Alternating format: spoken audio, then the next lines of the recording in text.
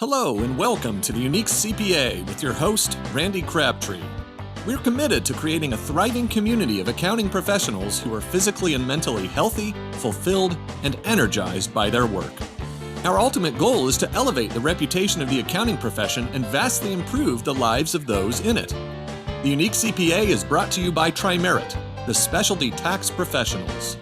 All right, it's our only second LinkedIn Live. Actually, I think first LinkedIn Live. I think last time we did it on Facebook or YouTube, not sure which one, but Nick was on that one as well.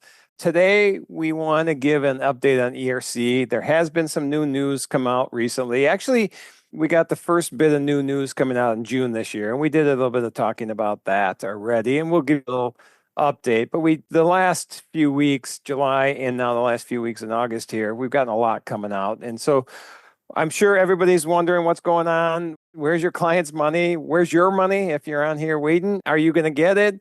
Should you get it? Should you return it? Should you say, I don't want this? Should you? All these different things we're going to talk about today because there's a lot to talk about.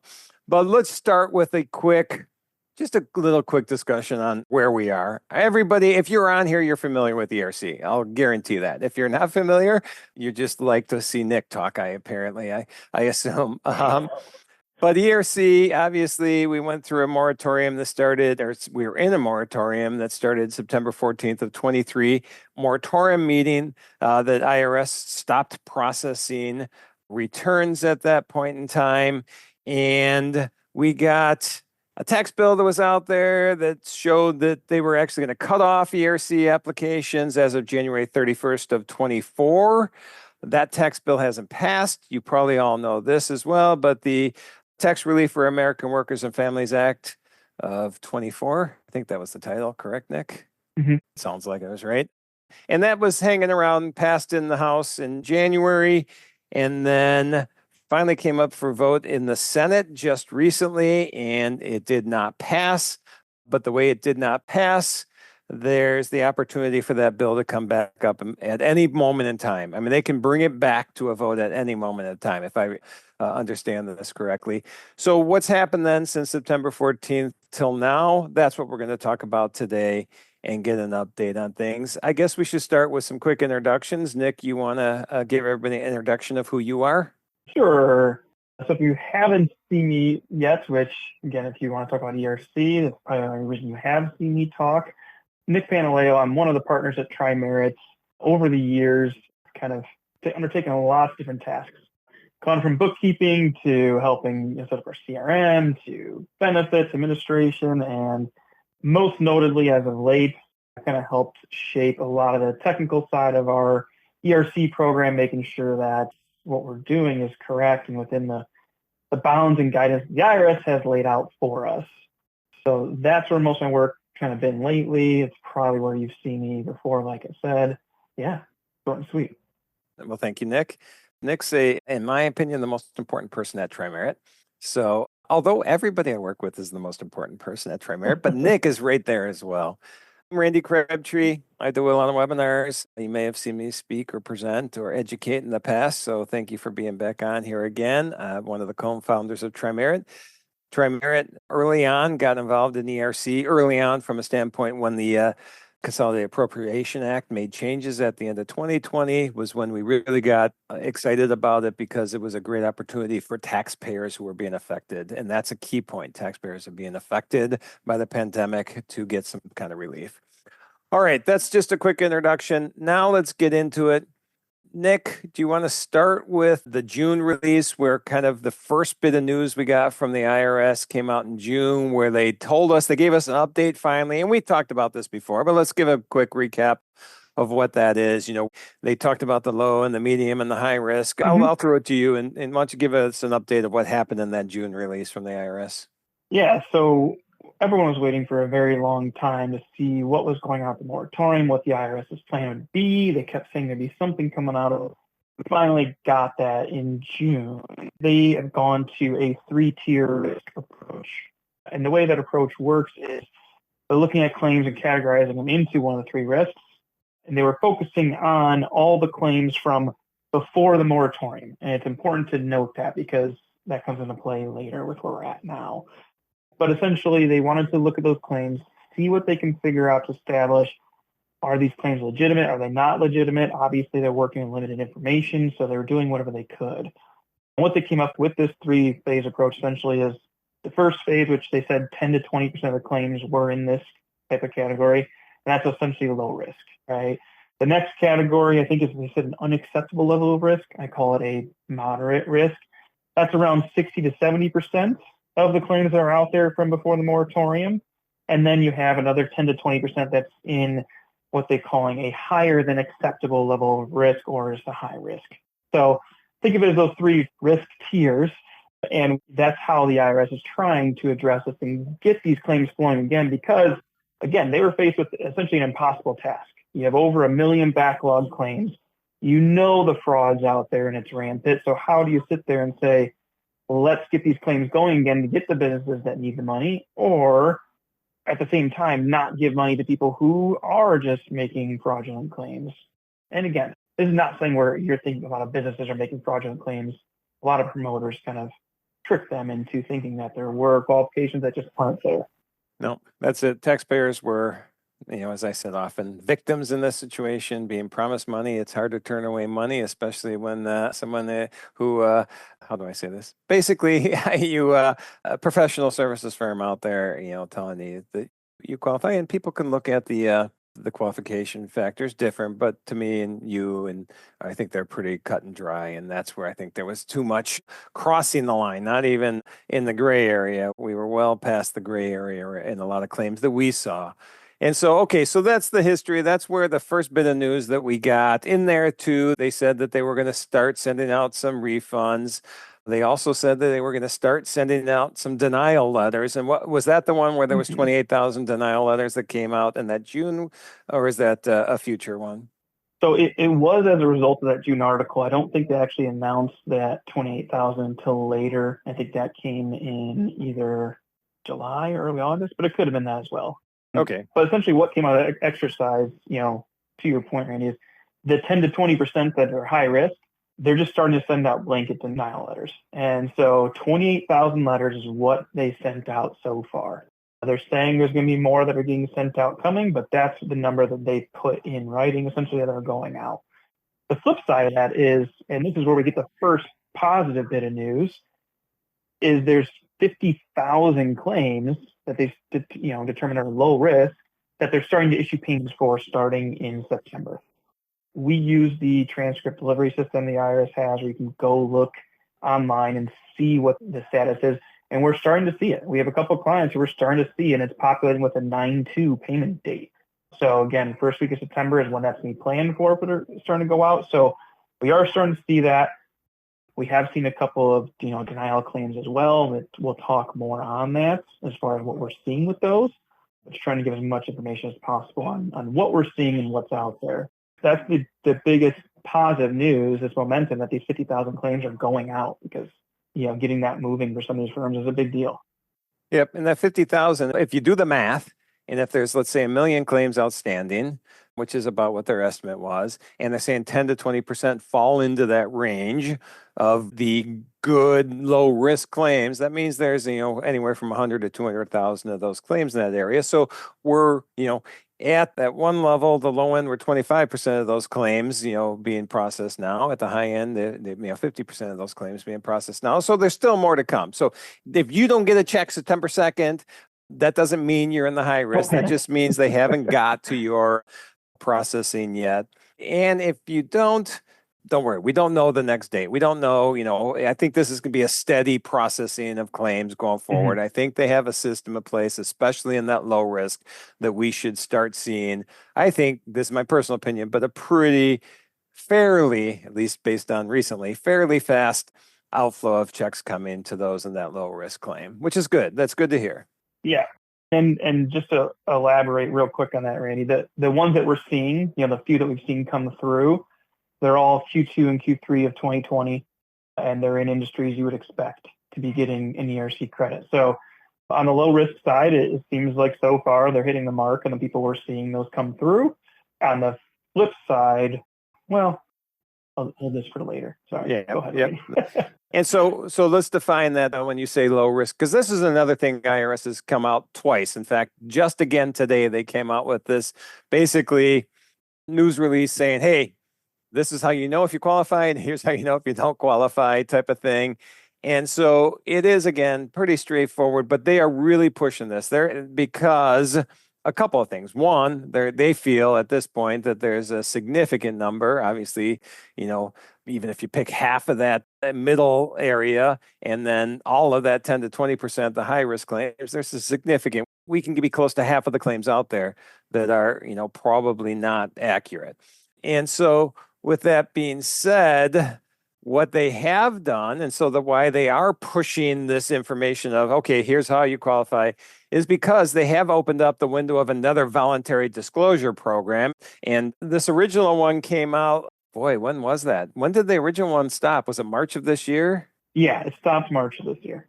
Okay. And the original voluntary disclosure, and this was a great opportunity for people to, and I'm going to talk about the original because then I'm going to contrast it with the current one. And Nick can chime in too, because obviously Nick is super smart. But the original program was you could voluntarily return this money that you already received and keep 20% of it tax-free. I mean, that was a bargain. If you're looking at half of these claims being potentially not accurate claims or completely inaccurate claims, that was a great opportunity for these taxpayers to, return that money, avoid any type of penalties or interest, and be free and clear of it. In that, it was good. IRS received about $1 billion back in that original version of it, but that was 2,600 claims. Is that right? Was it 2,600? 2,600 claims. That's a small fraction. If we're looking at potentially 500,000 claims, having high risk or a decent size risk level, only 2,600 of those. And so because of that, what the IRS has done is they've opened that program back up with a little bit of a change, a lot of bit of a change, actually. Now it is voluntary disclose, to send the money back. You get to keep 15%. So you missed that 20%. You still get a significant benefit. You have $1 million claim that it was not a legitimate claim. You get to keep $150,000 in this scenario, tax-free. That's a pretty big benefit. The other caveat with this is the original voluntary disclosure was all of the quarters that were potentially eligible. Under this new program, it's only 2021 that they're doing this for. So it's a smaller subset, but this is an area where if you're an advisor to your clients, you have to go back to them. Sorry, I'm going on my rant now. I'll have a couple rants today. As an advisor, there's clients out there that didn't get legitimate claims. And I've talked to so many tax advisors that have just dropped clients because of it. They've advised them and they've dropped them. But if there's still some out there that you're working with, are not legitimate, this is my opinion, you have to go to all of them now at this point and say, this is the best opportunity you're going to have to keep yourself out of penalties and interest, and who knows what else will happen. And again, Nick, I'll stop my rant in a minute and give it back to you. And under this tax bill that we expect a version of it to pass down the road, and so does IRS with the January 31st cutoff, that bill also had a 6-year audit period. And so they're giving themselves a lot of time to go look at these. And so if you have a claim that you don't think was legitimate, that's 6 years of sleepless nights waiting to see what's happening with this. So that's one of the new things that just came out in the last couple of weeks, this voluntary disclosure program. Nick, I'll hand it over to you because I'm tired of talking. Yeah. Well, you set up most of it, so you're making my job easier. With the new program, obviously the first one was successful. It was only 2,600 applications versus it could have been probably a lot more, but it did disclose over $1 billion worth of credits, right? It wasn't nothing, it was a significant thing that they were able to reclaim. Additionally, that program, when they do it, they request the name of the firms that prepare the original filing. The IRS is gathering a list of firms who are out there making more aggressive claims, right? So they're going to take more action with that. So there is an additional aspect to that, but it's another reason why you should do the voluntary disclosure program while you can, because if they do go to some of these firms who have been aggressive, and let's say they go after them and they get a list of clients, right? That may be, if they get that 6-year audit window, that's going to be where they go. They're going to be looking for those firms that essentially worked with the companies they determined are aggressive. So it's another reason that it's just the way it loops back around. It's all coming together with a plan down the road. It's going to take some time for the IRS to get all this done. But yeah, it's all pointing to that's the direction they're going. The other thing with the new program that you didn't touch on as much is, with it being only 2021, and we'll talk about the denial letters, at the back end of this, but they are specifically targeting what they deem high risk times and areas. And as part of that, they're right now they're planning to mail out up to 30,000 letters to reverse or recapture old improper ERC claims. So now we're talking about letters going out, not just about pending claims, but about claims that are already paid out. That's a significant, departure from where they were, because the only way they were going to, get those things before was through a formal audit. Well, now if they're sending out these letters, now if you've claimed ERC, they're essentially saying, hey, this is step one of finding all, some improper claims. We're sending out these letters. If you get one of those letters, you cannot do the voluntary disclosure program. So they're prompting you now to step forward and say, hey, if you have quarters in 2021 that weren't eligible, that were aggressive, here's your chance. Oh, by the way, you better do it before you get a letter from us that identified you as a high risk. So it's, they're amping up the pressure in many different ways, when you put everything together through this program. They're going to continue to try to give companies who want to step forward and do the right thing the ability to do so. But if it comes down to and they have to go find it, that's not going to be a fun situation to be in as a client. And if you're a CPA representing that client, anything you can do to help prevent that, it's a good time to do it. Yep. But as far as the denials, the one thing I wanted to point out with these letters and everything, as far as what we know and have seen, now we didn't have any clients who really satisfied this, so maybe that's why, but the denial letters we've gotten so far have all been tied to Q3 2021. They haven't gone further back than that. And the letters, they didn't, I was surprised. I expected them to be maybe specific states like Florida, Texas only. We did have, a couple clients, like one in Tennessee, one in Florida, but then we had a client in California receive a letter. And it was a bit surprising. I did not expect that. All three of those clients were gross receipts qualified. The IRS doesn't have quarterly gross receipts. They can't determine that. So they're looking at things like your annual gross receipts and trying to piece together this risk factor that they created. It's not perfect, right? So if you do get something and you do feel you are legitimately qualified, make sure you respond to the IRS. They've acknowledged, hey, they think it's going to have a high accuracy, but there's going to be people who get denial letters who are actually qualified. So that's another piece of this, making sure you're active with your clients. They get a letter and they are actually qualified. They can't just bury it. They have to respond to it in order to get their credit. And let's talk about those denial letters, because there was a mistake on some of those denial letters, right? Where they did not indicate that there was a way to appeal this or, send back additional information. Isn't that what happened? Yeah, very early on, they admitted in the article there was a first wave of those that went out that didn't have the appeal information in there. So if you did get a letter and you don't see any appeals information on there, give the IRS a call. Like, hey, we need to know how to appeal this. We have letters as well. So if you needed information, we could always, supply it. But for the most part, you got to write an appeal. You're replying to the address at the top of the letter you receive.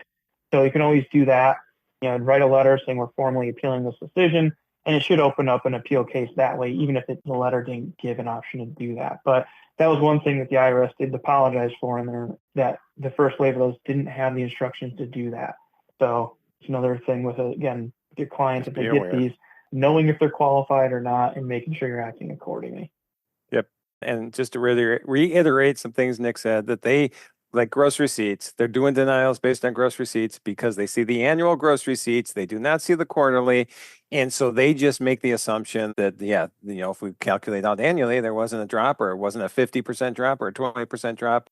And we're just going to project that out over each quarter. Obviously, there's some things where cyclical business happened. There could just be that, where it has happened a lot with nonprofits, where there was a huge drop in revenue and maybe it picked up later. But if you look at the annual, pretty consistent maybe for the prior year. But if you looked at the quarterlies, and the rules were based on quarterly, not annual, there was a drop. Let's talk about also a court case that is based around this, that we want to give some props to Dan Choden, Dan at Trout CPAs of Pennsylvania. Dan's been on a webinar with Nick and I in the past.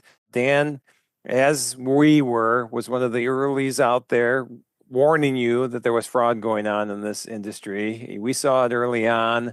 Dan broke a lot of news and is still breaking a lot of news on this. So we're going to drop in the chat Dan's recent, I don't know if you say Twitter or X. I know you're supposed to say X. I'm still going to say Twitter. Dan's recent Twitter post that I think came out, it was Friday or later, where Dan put this nice big string explaining this court case that's going on right now. That part of the court case, not all of it, was with this annualized gross receipts and that kind of thing. So Nick, do you want to expand on this court case? Yeah, so it was interesting when he talked about, so it's a law firm, ironically, who's trying to pursue their credit. They have some shutdowns, they claim, but they also have some gross receipts. So when you dive into the case, Dan, he does a great job laying this out. So I'm literally just summarizing what Dan laid out, which is nice. Thanks, Dan. Thanks, Dan. Yeah, he talks about realistically about the problem with gross receipts, and I say problem, tongue in cheek, that sometimes gross receipts, they hit in a way that's going to qualify you just based on circumstance. And this one, when you look at it, you could see during I don't know if it was Q2 of 2019 or Q3, somewhere in there was, during 2019, they had some massive amount of gross receipts versus 2020, 2021, it was much lower. But that much lower amount was like their average, what it worked out to quarterly. So they must have had some giant settlement or something of that course that got paid out during Q3. And that is something that essentially determines the qualification for the future quarters. And like Randy said, with nonprofits, sometimes you get a similar thing. Nonprofits, when you're looking at gross receipts, you had to take, the sale of assets without accounting for basis. That's the IRS's guidance. So when you're looking at that, you're going to have nonprofits who have a lot of investment income, and maybe they had a big project they needed to fund in 2019. They sold a bunch of stock. That increases their gross receipts arbitrarily, but that's going to end up qualifying them in future quarters. So you get oddities like that at play that it's hard for the IRS to look at and determine, is there really a gross receipt decline or not, when you can have giant fluctuations or if you're a cyclical business. Now, as far as an actual shutdown for a law firm, it's a tough argument. And he goes into that, Dan talks on a little bit, kind of same stance that we've taken with law firms. I mean, you need to have really detailed, data to show how much of your hours are spent actually in the courtroom in trial versus prep for a trial. Because there's a lot of prep work that goes into that for law firms. And just because the court was closed or they couldn't be inside the courtroom to do their practice, what percent of their time or hours or anything that did that actually make up? So you have some hard arguments there. And this is why ERC, some of these is gray area or it's not very clear cut. But it's going to be interesting to see how that case lines out for that reason. But the main point of that is, it was a good example of seeing the cyclical nature sometimes of businesses when not everything is, perfect and in place for gross receipts throughout the year. Yep. And so it'll be, I've been kind of waiting for a interesting court case to come out on this. And this one could be, there's a lot that hinges on the outcome of this case. So pretty interesting to see if it goes straight to it or goes full to a trial or not, because obviously if it does, that'll set precedents one way or the other. So we'll be watching that. We'll be watching Dan on, I can't say it, but I'll say it, X. I'll have to do it again. We'll be watching Dan on Twitter, because he'll be giving us updates on that all the time. And Dan, if you're not following Dan on Twitter, you need to be, because especially with ERC, but other things, Dan's just a great guy. And the one thing about ERC that came out of all this is we got to be good friends with Dan. So I'll take that for sure. All right. So a couple things, Nick, as of now, so, September 13th, they stopped processing of 23. Anything after that came in after that date, they have now started again processing those. I think we said at the beginning, but at this point in time, they're processing through January 31st of 24. Are we hearing more timing on how quick the denials, or, we have the idea September 2nd that more checks are coming out. We know there's probably going to be a steady stream of those checks coming out. They also have additional rounds of denials coming out. I think it's just kind of a wait and see, but what do you have on that? Yeah, some of these numbers they're talking about, is it like the 28,000, 50,000, the 30,000 in particular, the 30,000, they talk about it's an estimate of how many they think will go out. And so thousands are going out. So some of these numbers, it's hard to tell, has this fully been sent? I think the 28,000 disallowance letters is what has been sent out. I think that the 50,000 is what they talk about identified right now, but they talk about thousands more to be identified in the following weeks and paid out. So what are you going to see on a week to week? There's no way to tell, but they mentioned, continuing to try to get through thousands of these in the coming weeks as you move into fall. So you got to figure they're trying to work through again. They have a nearly impossible tax. They have 1 million backlog claims. They have these ones. But as far as the moratorium ones in particular, they do allude to it being later in the fall. When exactly it's going to happen, I'm not entirely sure. But given the timing delay and still working through pre-moratorium ones as well, I'd be shocked to see moratorium claims start to get paid out. And here's my, crystal ball guess, earlier than like early November, starting to see some of those start to shake loose.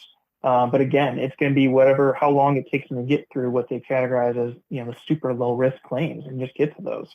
Yep. But we're still telling people now, if you filed in the moratorium, or later, you should just set your expectations as probably going to be 2025 until you see your funds. And that's assuming it's a legitimate claim. I would assume that as well. All right. We do have a question that came in, and Okay. Some of this is just going to be our opinion, but there's 3 points to this question. If the IRS determines fraud, then is the statute indefinite? Well, I'm not an expert on this, but what I recall is that if there's fraud, then there is no statute. And so I assume the same thing will happen on this. Agree? Yeah, and what is classified as fraud versus right. an aggressively defendable position, right? And the IRS, I guess tailoring in the thing they sent out today, which they also sent out in June, just about like fraud, warning signs to look out for, right? They're trying to call out the things specifically, right? They, again, call out if you're citing supply chain issues, make sure you're not doing that. Make sure if you're a large employer, you're not, claiming those wages for people who were providing services. You only get it for the people who weren't providing services, like little nuanced rules like that. They're calling out, making sure that you're not taking credits for those people. And they're trying to put as much information out there, I think, so they have evidence like, okay, we tried to educate the public as much as possible. You can't claim it in these circumstances or for these reasons. And so if you just go against that and go and do that without having a real reason to do so, how do you actually say it's not fraud? Is it just super aggressive versus some of these ones where it's like, it's clear cut that there's just nothing there? We've seen the companies that are claiming supply chain into Q3 2021. It's like, well, supply chain is another issue anyways. The IRS came out and we've said from day one too, supply chain is almost impossible, if not impossible to qualify on. Yeah, so all 6 quarters. Yep. And so if you do have a client that's based on supply chain, IRS has already came out multiple times and said it. It's not going to work. We agree with that. And I'm saying it's not going to work 99.99% of the time. There's probably that one that is going to qualify, but that's for sure something that you need to be aware of. The rest of this question, will they go after taxpayers? Nick kind of just alluded to that. We've had plenty of clients that we told them, no, you don't qualify, that we know probably went somewhere else and did claim it. And so, yes, that's a situation where taxpayers for sure have to be concerned about, but that's just our opinion. I assume they'll go after taxpayers, but hopefully they look at the ones that were victims compared to the ones that just tried to get free money because they thought they could, and which firms are in the crosshairs. Okay, so I'm not going to name firms, but in this tax bill that hasn't passed yet, one of the things there is you have to submit additional information on, or Nick, I'll let you do this. The firms that were preparing the ERC, they had a requirement in this tax bill. And then if it does pass, the requirements were to send in additional information about, how much of the revenue came from ERC and those types of things, right? Yeah, so there were provisions there to try to determine what is a promoter firm. That's what they were labeling it. I think that's the term they used. But if you got determined as one of those firms, you had, higher penalties at play. You had to have essentially some disclosure of things, and they're likely going to target those firms and what clients they work with. Again, without that legislation, they have other ways. In the VDP, 2,600 things submitted. They have a list of 2,600 submissions that list a firm on there that prepared their ERC claim. So looking at that list alone, we don't have that list. They haven't disclosed that list, but that is a list that's going to be targeted by the IRS. I mean, that's exactly why they did it that way. In general, I mean, there's lots of firms out there, but if it's a firm that just popped up just to do ERC, those are probably on the IRS's crosshairs, right? If it's firms that have been in existence, like doing work for a while, versus a firm that literally just jumped on the, quote unquote, gold rush of ERC, there's a good shot that's going to be targeted a little bit more directly. If there was one of those firms who was running a bunch of ads on TV and on the radio, the IRS probably knows about them, right? So you have things that, you can guess at which firms they're going to target. Now, whether those firms are doing things right or wrong, some might be doing right, some might not. But if I'm the IRS, I probably have a list based on those three things of firms that are high on my priority to make sure that their clients are addressed. Yep, for sure. All right, so I think we need to, start wrapping up. But anything that we didn't touch on that you wanted to, address before we close this out? I mean, the biggest thing is, again, you have the BDP that reopened. Dan was right. I was wrong. I didn't think it would reopen. Honestly, I thought it was like the IRS giving everyone a chance, and that was it. But with good results, it did reopen. Again, not as strong. You can't do 2020.